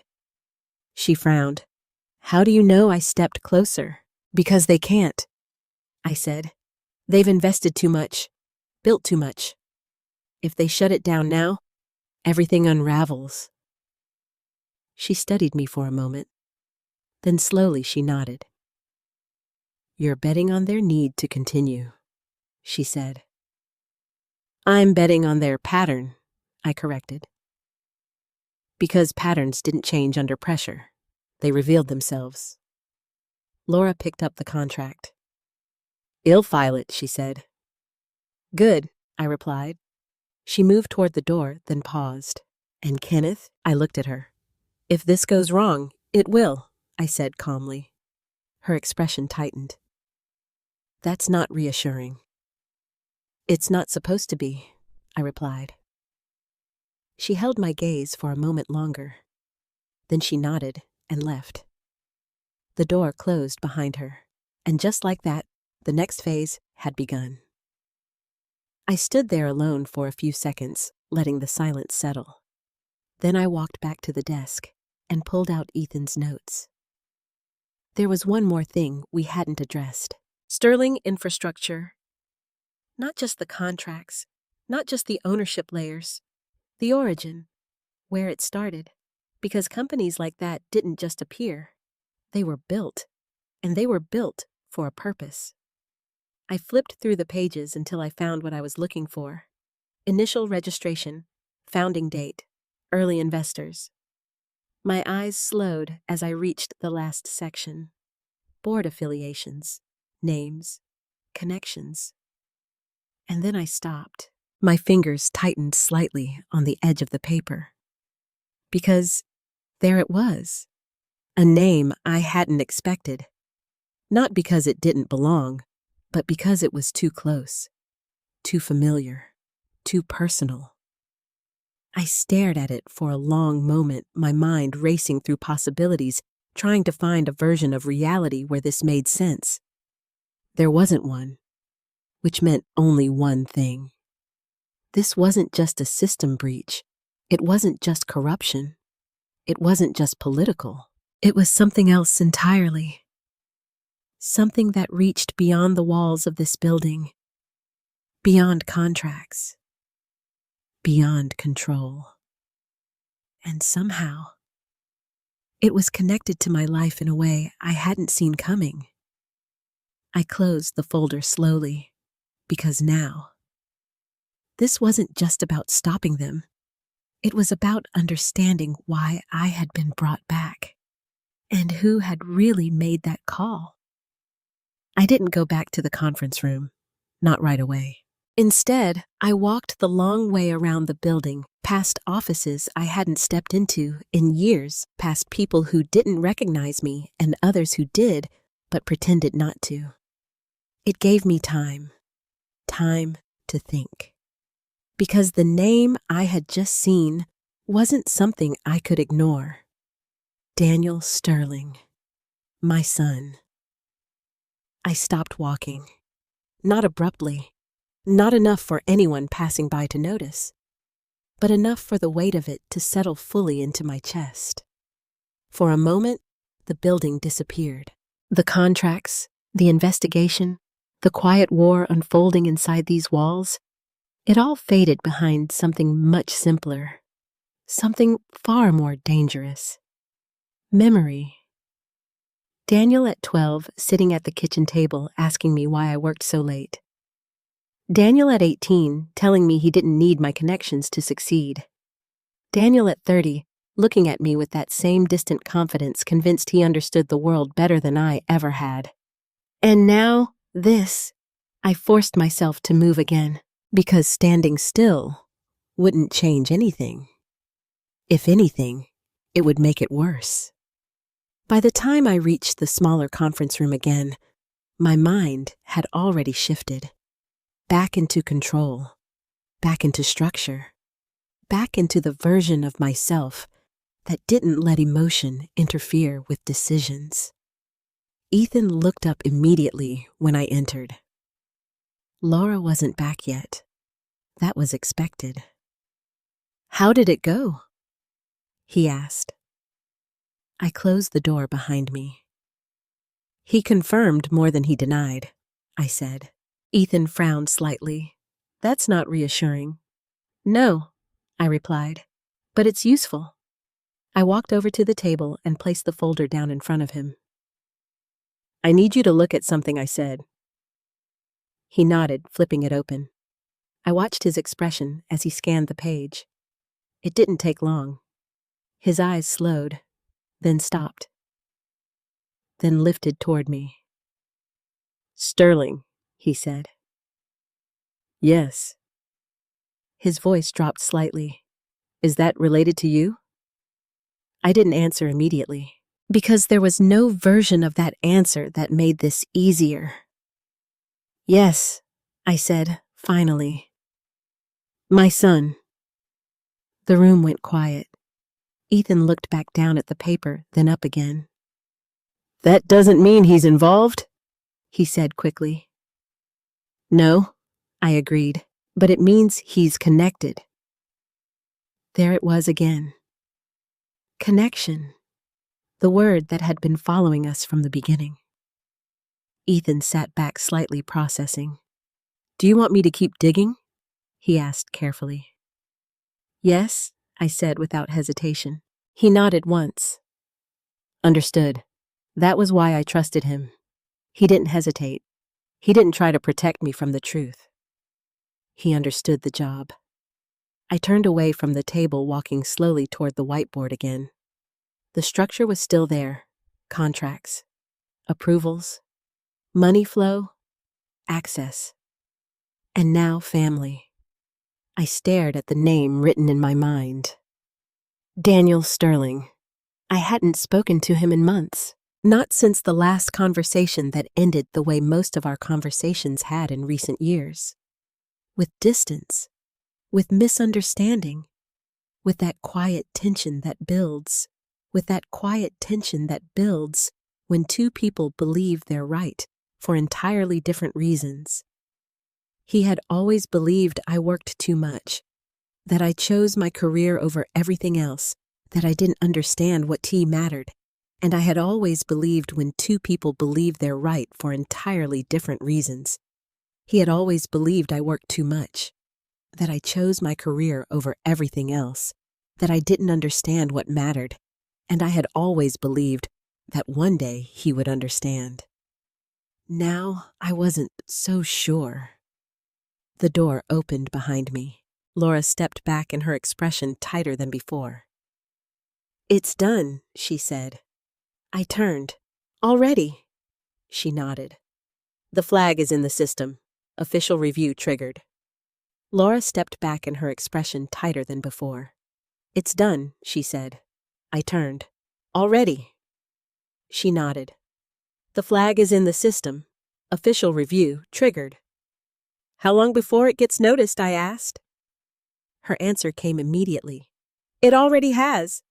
Of course it had. That was the point. What's the response? I asked. Laura stepped closer, lowering her voice. 2 departments have already requested clarification, she said. Oversight and budget control. Reeves, I said. Yes. I nodded slowly. And the other? She hesitated. Executive advisory. That caught my attention. That's not standard, I said. No, she agreed. It's not. Which meant something else was happening. Something higher. Who heads advisory right now? I asked. Laura looked at me carefully. You don't know, she said. I felt a quiet tension return. No, I said. She held my gaze for a moment longer. Then she said the name. Daniel Sterling. For a second, nothing moved. Not in the room. Not in my mind. Just silence. Heavy. Complete. Ethan looked between us, clearly realizing the shift, but not fully understanding it yet. I didn't react immediately. I couldn't, because everything I had been holding at a distance just moved closer. Much closer. Laura spoke again, more carefully now. He was appointed 6 months ago, she said. Advisory oversight for infrastructure and external partnerships. That lined up too perfectly. Too cleanly. Contracts. Approvals. Sterling infrastructure. Executive advisory. Daniel. I turned back to the whiteboard, slowly staring at the lines we had drawn. The connections. The structure. It all still made sense. But now the center had changed. This wasn't just a network inside the system. It was a network that had grown around someone I knew. Someone I had raised. Someone who believed I had wasted my life. And now he was sitting at the top of something I didn't fully understand yet. Ethan broke the silence carefully. Do you think he knows? He asked. I closed my eyes briefly, just for a second, then opened them again. Yes, I said. Not because I had proof, but because everything pointed to it. Laura stepped closer. And if he's involved, I turned to face her. Then we treat him like anyone else, I said. My voice didn't waver. It couldn't. Because the moment it did, everything would fall apart. Laura studied me for a long moment. Then she nodded. Understood. Ethan didn't say anything, but I could feel the shift in the room. The stakes had changed. This wasn't just political anymore. It wasn't just professional. It was personal. And personal made everything more dangerous. I walked back to the table, picking up the contract again. Sterling Infrastructure Group. The name felt heavier now. Not just a company. Not just a piece of the puzzle, but a bridge. Between 2 worlds I had kept separate for years. My work and my family. And now they had collided. I set the contract down slowly. Because there was only one way forward. We didn't step back. We didn't hesitate. We didn't protect anyone, not even him. Because if this was what it looked like, then the truth mattered more than anything else. Even if it destroyed what little we had left between us. I didn't call Daniel right away. That surprised even me. Years ago, I would have picked up the phone without hesitation, confronted him directly, demanded answers, forced the truth into the open before it had a chance to settle into something more complicated. But I wasn't that version of myself anymore, and this wasn't that kind of situation, because this time, it wasn't just about us. It was about a system, a network, something that had been built carefully, quietly, and deliberately over time. And if Daniel was part of it, then confronting him too early would only push him deeper inside it. No, I needed to understand first. I returned to the table slowly where Laura and Ethan were already working through the next layer of data. They both looked up as I approached, Neither of them spoke. They were waiting, not for instructions, but for direction, because now everything hinged on what I decided next. I placed both hands on the table, grounding myself before I spoke. "We don't approach him directly," I said. Laura nodded immediately. Ethan followed a second later. "Good. They understood." "Then what's the next move?" Laura asked. I looked at the board again, at the structure, at the pattern that had brought us here. "We expand the pressure," I said. Ethan frowned slightly. "On Sterling infrastructure." "Yes," I replied, "but more specifically on its transactions." Laura tilted her head. "You want to follow the money further," she said. "No," I corrected. "I want to expose it." That changed the energy in the room instantly. Ethan leaned forward. "How?" he asked. I reached for the folder again, flipping to the sections that detailed payment distributions.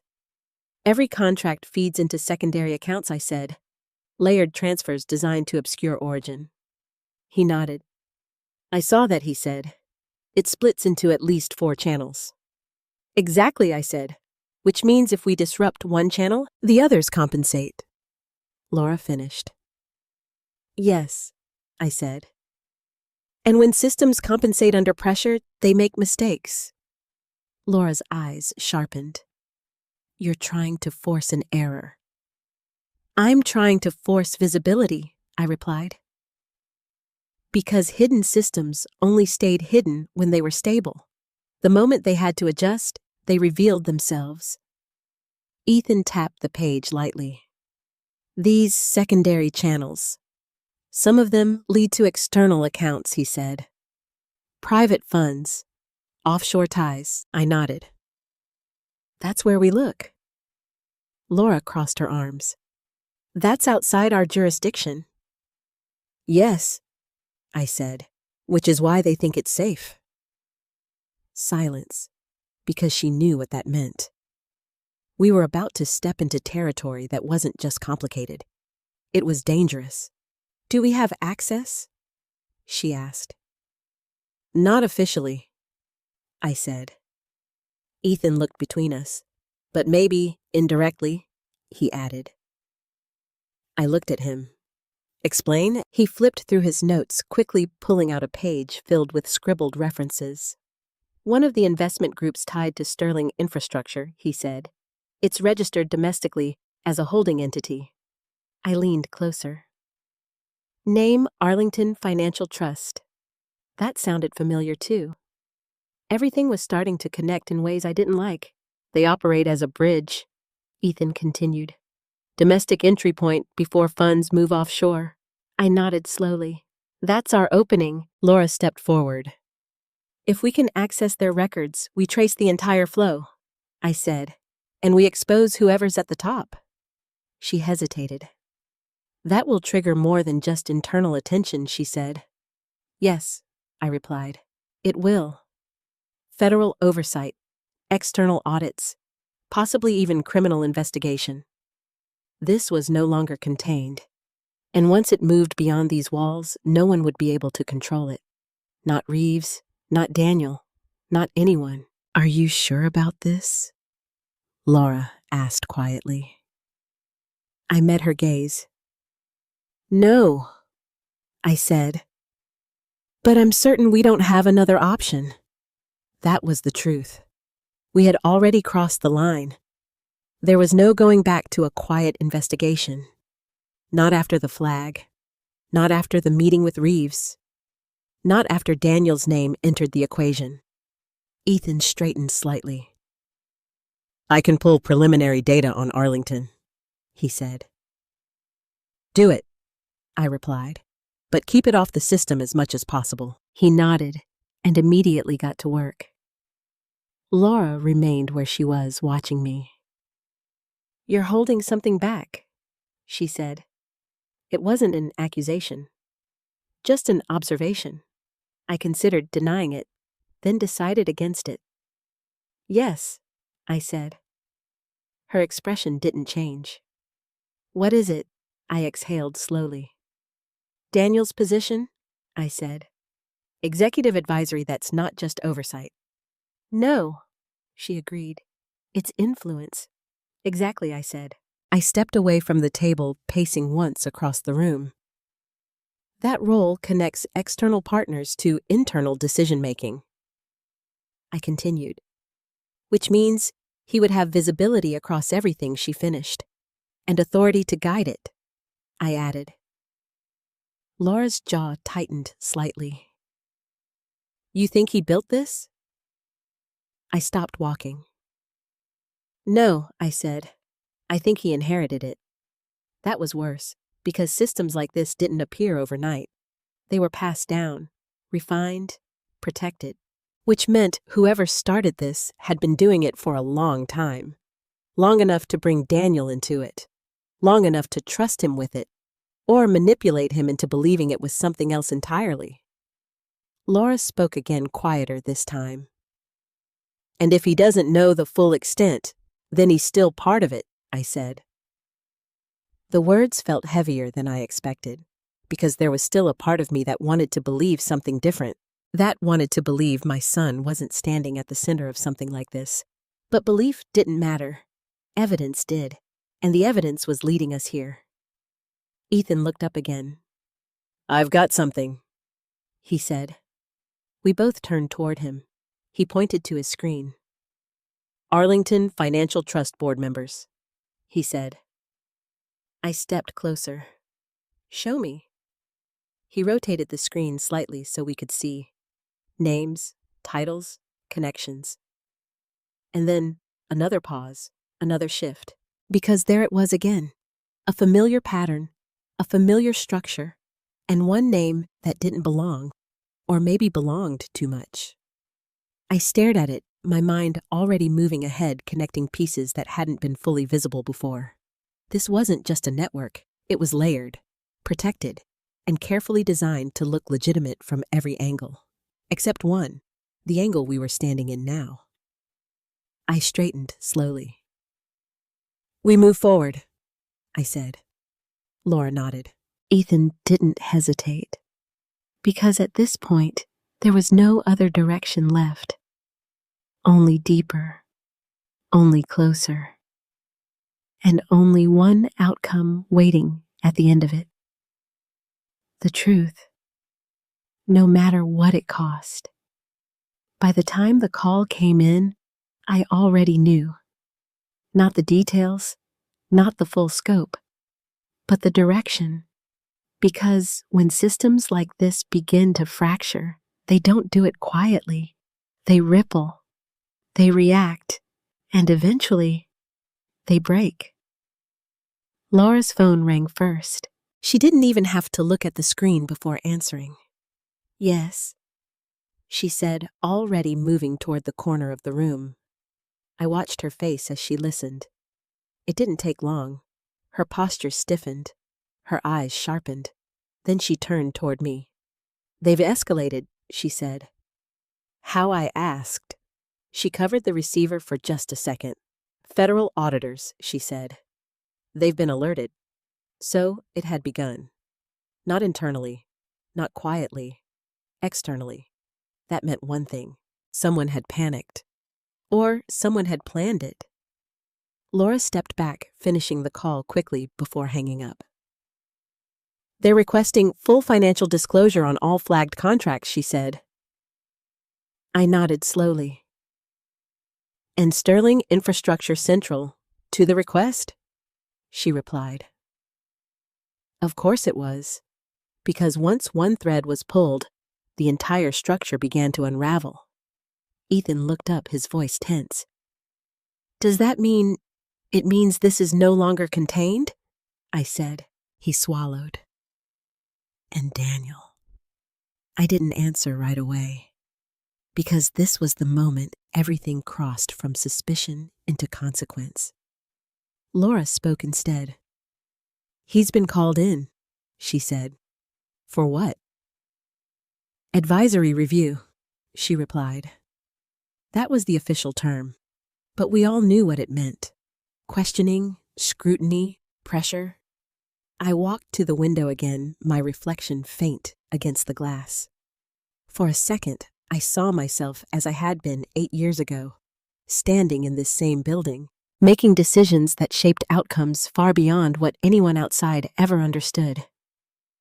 And now I was back. But this time, the cost was different. "Where is he?" I asked. "In the executive conference wing," Laura said. "With Reeves?" She nodded. Yes, that made sense. Because if Daniel was part of this, Reeves wouldn't be far. And if Reeves was involved, then this wasn't just an investigation anymore. It was a confrontation. Ethan stood up. "What do we do?" he asked. I turned back to them. "We finish it," I said. There was no hesitation in my voice, no uncertainty, because at this point, there was only one direction left. Forward. Lauren Lee, one direction left. Forward. Laura studied me carefully. "You're going to see him," she said. "Yes." "Alone?" I paused, then nodded. "Yes." Ethan looked uneasy. "That's not safe," he said. "No," I agreed, "but it's necessary. Because this wasn't something that could be handled through layers anymore. Not through reports. Not through intermediaries. This was personal, and it needed to be faced directly." Laura stepped closer. "If he's involved, I know," I said, quietly. She didn't finish the sentence. She didn't have to. I already understood what she was trying to say.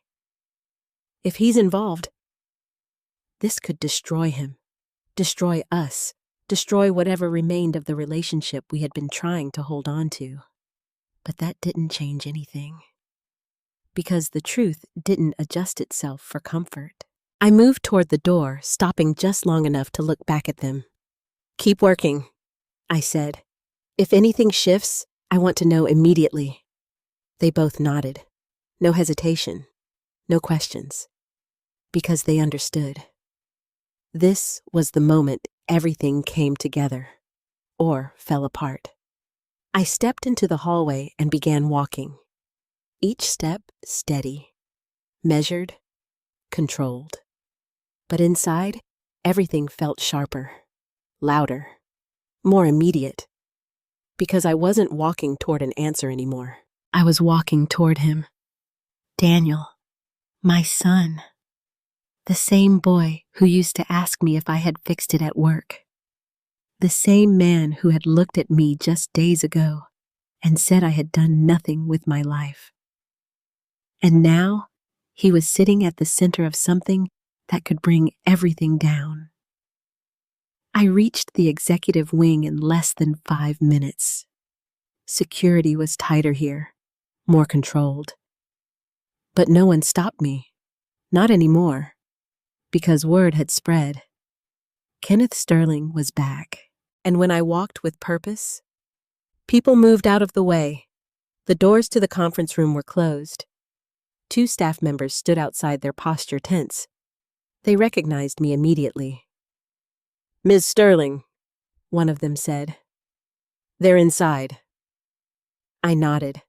Then I reached for the handle. For a brief moment, I hesitated. Not because I was afraid of what I would find, but because I knew. Whatever happened next, there would be no going back. I opened the door. The room was already in motion. Voices, papers, tension. And at the center of it, Daniel. He looked up the moment I stepped inside.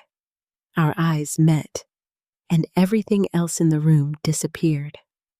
For just a second, it was just him and me, mother and son. But the look on his face wasn't relief. It wasn't confusion. It wasn't even anger. It was something else, something colder, something that told me he already knew why I was there. "Kenneth," he said. Not Mom, not anything softer, just my name. The same way he had said it at dinner, the same distance, the same separation. I stepped further, the same separation. I stepped further into the room, closing the door behind me. "You should have told me," he said. His voice was calm. Too calm. "That depends," I replied, on what he asked. I held his gaze, on whether you would have listened, into the room, closing the door behind me. "You should have told me," he said. His voice was calm. Too calm. "That depends," I replied, on what he asked. I held his gaze, on whether you would have listened. The room fell silent, completely, because everyone else in that space understood something they weren't supposed to witness. This wasn't just an investigation anymore. It was something else, something deeper, something that had been building long before any of them knew it existed. Daniel stood slowly. "You don't understand what you've stepped into," he said.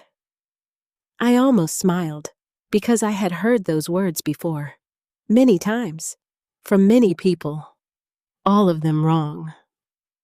"No," I said quietly. "You don't understand what you've become part of." His expression tightened. Just slightly, but enough, because for the first time I saw it. Not certainty, not control, doubt. And doubt was the beginning of everything falling apart. No one else spoke.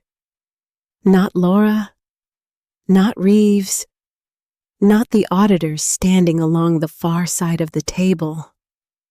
Because the moment Daniel and I locked eyes, the room understood something had shifted beyond procedure.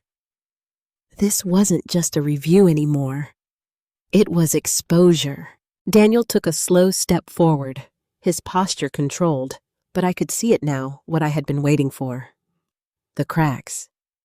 "You shouldn't have come back," he said. "You shouldn't have come back," he said quietly. I didn't move. "I didn't come back for you," I replied. His jaw tightened. "This isn't your world anymore," he said.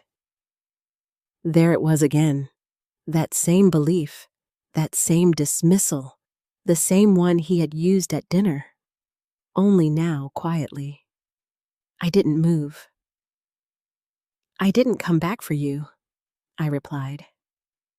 His jaw tightened. "This isn't your world anymore," he said. There it was again, that same belief, that same dismissal, the same one he had used at dinner. Only now, it didn't carry the same weight, because the truth had already begun to surface. "No," I said calmly. "It never stopped being mine." The silence deepened.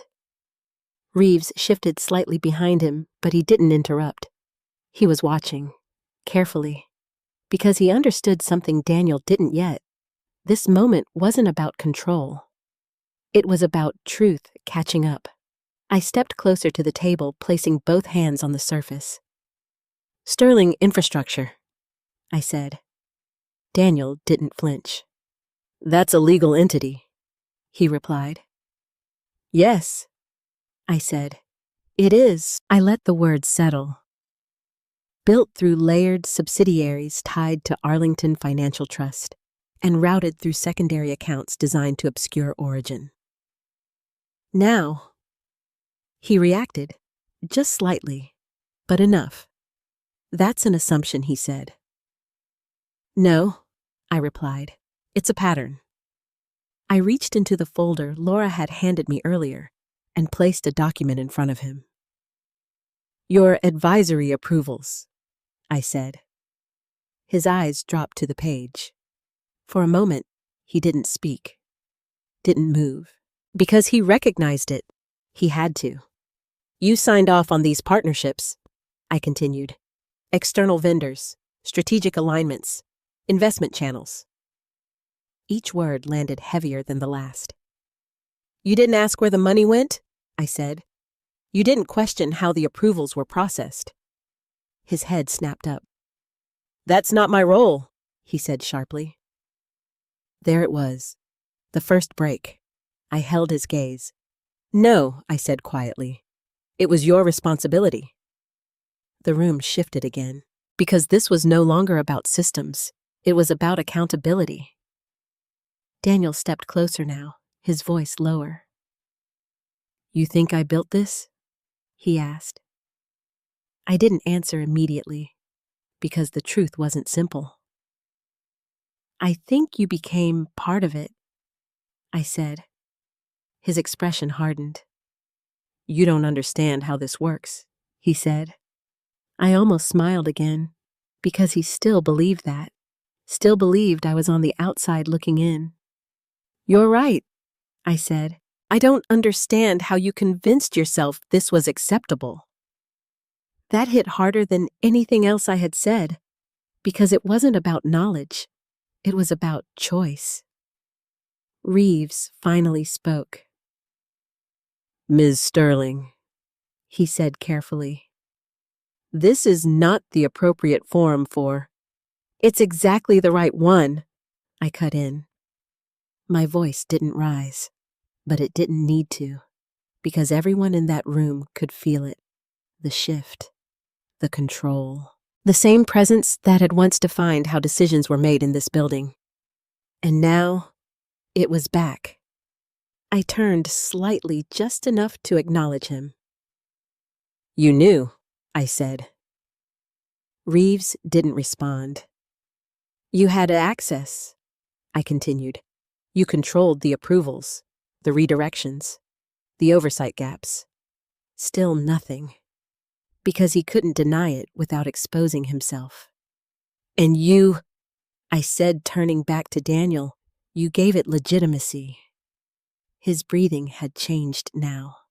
Subtle, but faster. You used my name, I added quietly. That was the moment, the one I had been building toward, because this wasn't just about corruption. It wasn't just about systems. It was about identity.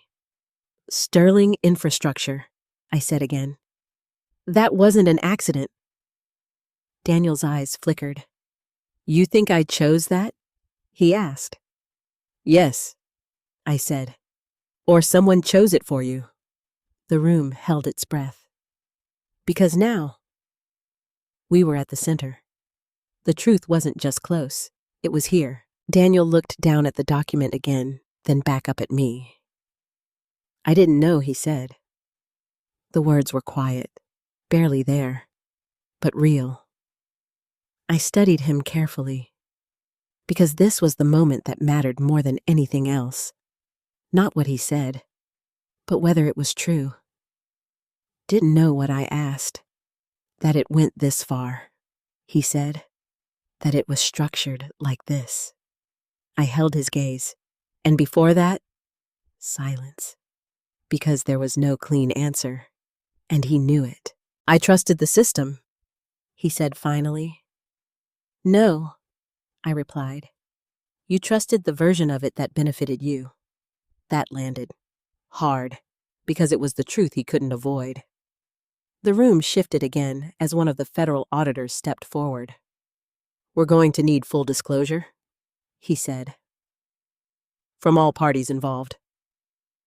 Reeves straightened slightly. That's already in process, he said. But his voice had changed, less controlled, less certain, because the structure he had relied on was collapsing. Daniel looked at me again. What happens now? He asked. It wasn't defiance anymore. It wasn't dismissal. It was something else, something closer to what I remembered from years ago. Uncertainty. I exhaled slowly, because this was the part no one prepared for.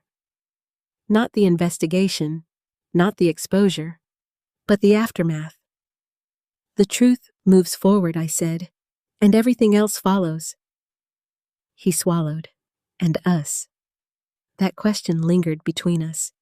Heavy, complicated, real. I didn't answer right away. because for the first time since this began, I wasn't thinking like an advisor or an investigator. I was thinking like a mother, and that made everything harder, but it didn't change what needed to be done. We deal with the consequences, I said. My voice was softer now, but no less firm. Together or separately. That part wasn't decided yet. But the truth, that was no longer optional. And as the room began to move again, voices rising, documents shifting the system, reacting to its own exposure, I knew one thing for certain. This wasn't the end. It was the reckoning. Everything after that moved fast. Too fast for anyone to fully control. The auditors took over the room within minutes, requests, directives, names being called, files being secured.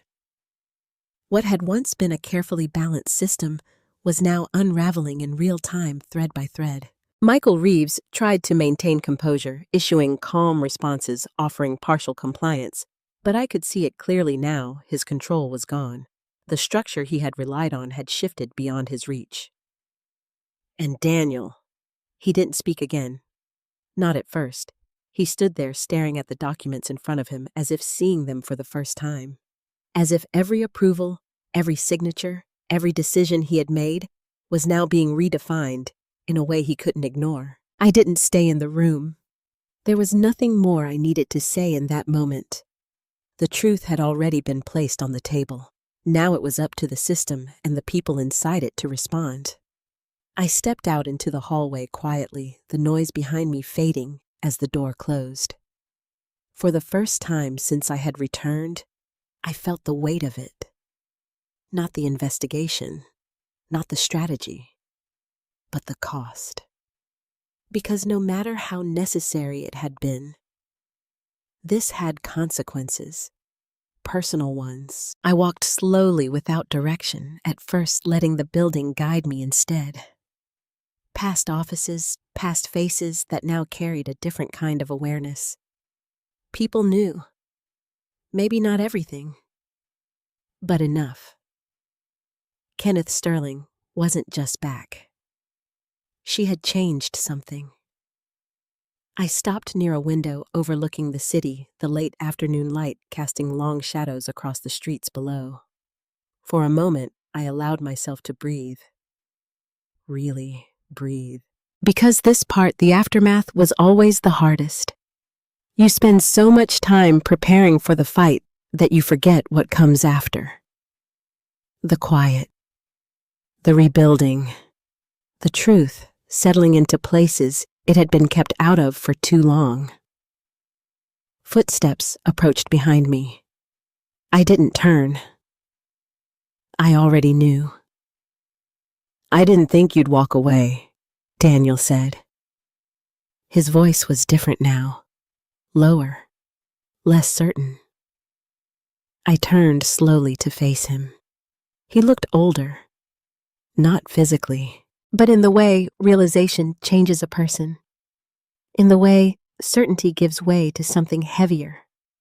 "I'm not walking away," I said. "I'm giving you space to understand." He let out a quiet breath, running a hand through his hair. "They're going to tear everything apart," he said. "Yes," I replied. "They are. And Reeves will answer for his role," I said. Daniel looked at me, something almost desperate in his eyes. "And me?" There it was, the question that mattered. Not professionally, not politically, but personally. I stepped closer, not too close, but enough that he could see I wasn't avoiding it. "That depends," I said. "On what? Not professionally, not politically, but personally." I stepped closer, not too close, but enough that he could see I wasn't avoiding it. "That depends," I said. On what you do next." He frowned slightly.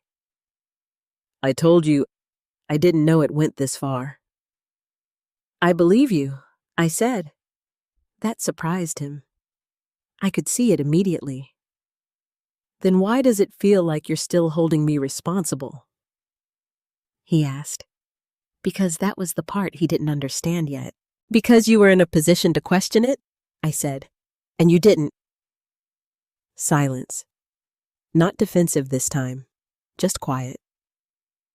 I thought I was building something, he said. His voice was softer now.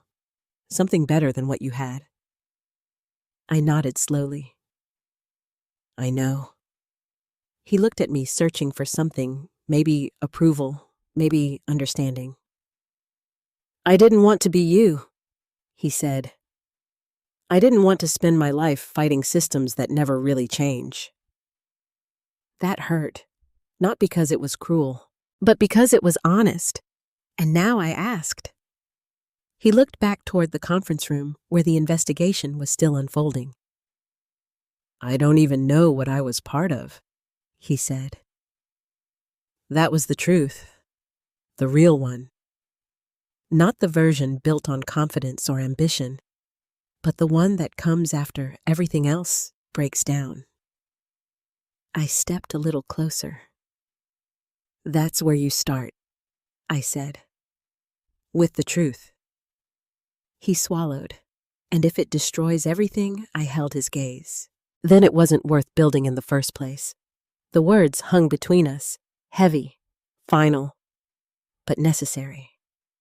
For a long moment, neither of us spoke.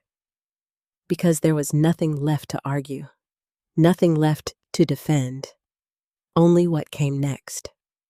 Daniel exhaled slowly. I don't know how to fix this, he admitted. I nodded. You don't fix it, I said. You face it. That was the lesson, the one I had learned years ago, the one he was only beginning to understand now. He looked at me again, not as someone who had failed him, not as someone who had chosen work over family, but as someone who had been through this before and survived it. Will you help me?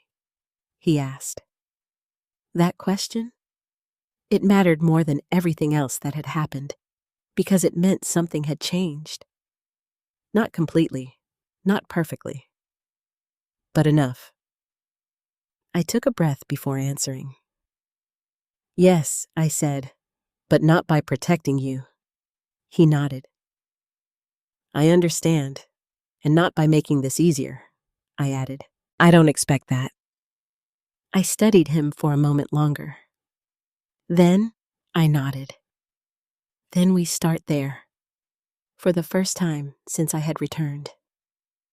There was something else in the air, not tension, not fear, but possibility, because truth when faced directly doesn't just destroy.